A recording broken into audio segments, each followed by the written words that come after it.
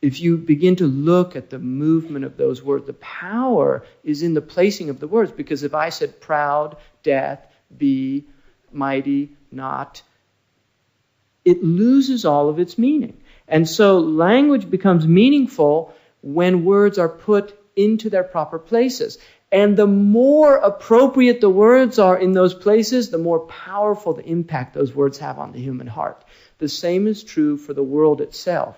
The more things are in a natural state, the more powerful the experience. And that's why everybody, and Robert Frost has a beautiful poem about people looking out at the ocean, even though what's behind them, which is land, is much more varied and interesting. Why do they keep staring out at the ocean and not turn around and look at the land? There's a lot more to look at. And it's the mystery of it. It's the majesty of it. It's the power of creation itself. And the ocean is one of the most powerful things in the world.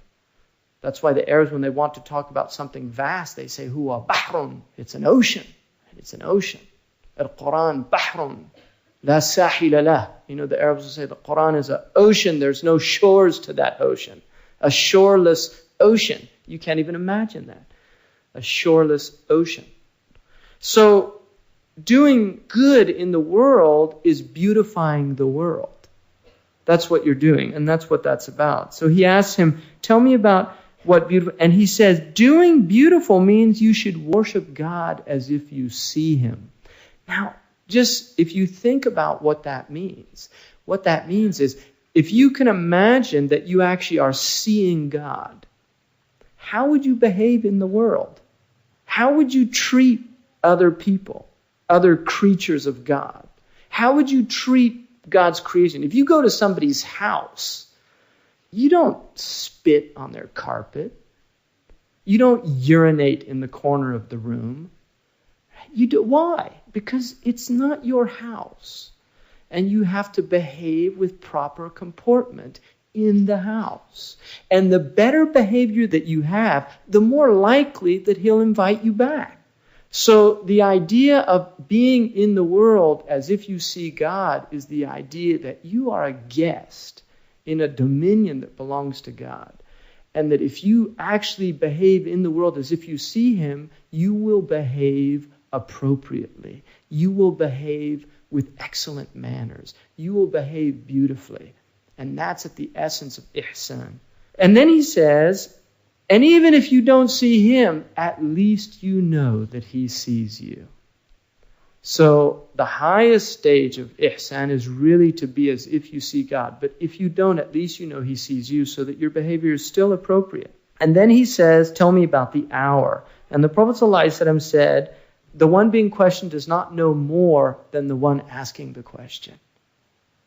In other words, the moment that the world ends is a secret. And so he says, then tell me about its amarat, its signs, its marks. So this is the signs of the latter days. The Prophet ﷺ says, the slave girl gives birth to her mistress. Now the ulama have always considered this a very unusual statement, but the ulama have gone into three dominant interpretations. One of them is that it is the turning upside down of social order. That right becomes wrong, wrong becomes right, high people become low, low people become high. That this is what happens. And so the idea of a mistress giving birth to a slave, if you invert that, it's the al-amatu taridu rabbataha. All right, the servant gives birth to her master. It's an inversion of realities, what's called qalb al-haqa'iq. So you see the slave girl give birth to her mistress. One of the interpretations also is that it means children will become completely rebellious against their parents, which in Confucian understanding is the worst possible sign in a human society when filial piety no longer exists.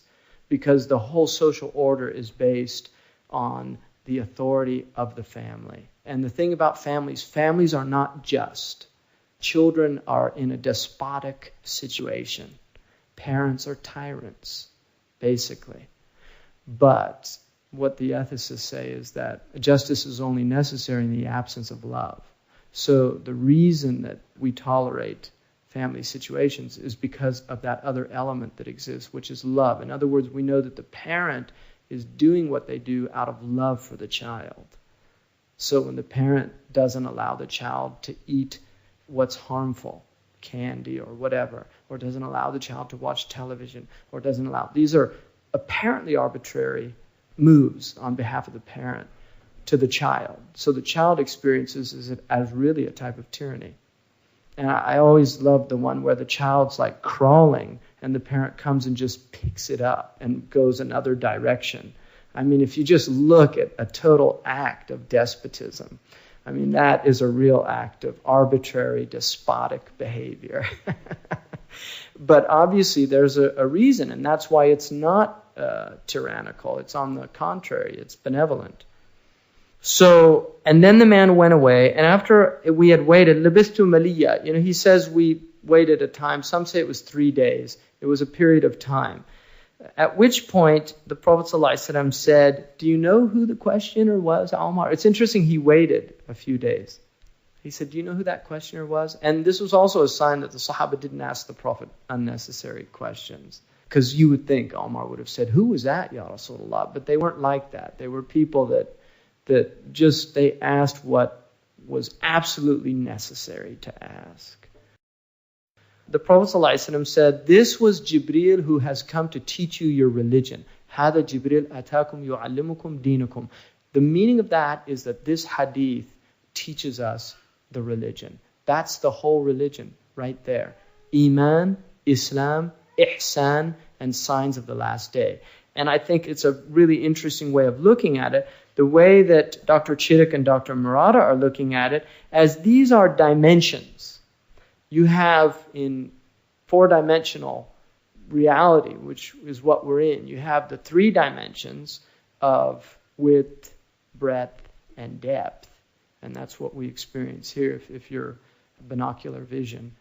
One-eyed people don't have that depth perception, but we have depth perception. And if you add time, which is the 4th dimension, then what this hadith deals with is these 4 dimensions. The dimension that is the horizontal dimension is Islam. That is the most basic. That's the foundation. The vertical dimension is Iman or faith, because that's the focus towards the heavens. So your behavior is Islam. The reason you do the behavior is Iman.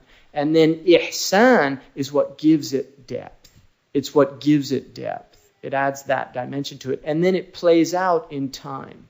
So we're in-time creatures. And one of the things we experience about time is signs. The world is signs. Sayyidina Ali radiallahu anhu said, Az-zaman yomani, yomun laka wa yomun alayk. All of time is 2 days. A day for you, a day against you. And he says, Fashkuri la lima kana lak, wasbir ala ma kana alayk. Have thankfulness or gratitude towards Allah for what was for you, and be patient about what is against you. And so the basic experience of the movement of time is a recognition that there are signs that come into the world that indicate the type or the nature of the age that we're in. And certainly our age is in many ways a very dark age, because people are so distant from sacred truths and also have an arrogance that obviously that this is the best time ever. The next idea here is deen, because he said, yu'allimukum dinukum. He came to teach you your deen. What does deen mean? The Arabic word comes from a root word, dana yadino, means to discipline. It has the meaning of to discipline. It has the meaning of to consider guilty. Idana is when somebody is guilty of something. It has also the idea of a debt, indebtedness. Dain is debt. Madin is somebody who's in debt. Da'in is the one you owe the debt to. It also has the meaning of a rain, a gentle rain that keeps coming back. And the religion, at the essence of religion, is an idea that it is a rain. It's a life-giving rain to the spirit that keeps coming back.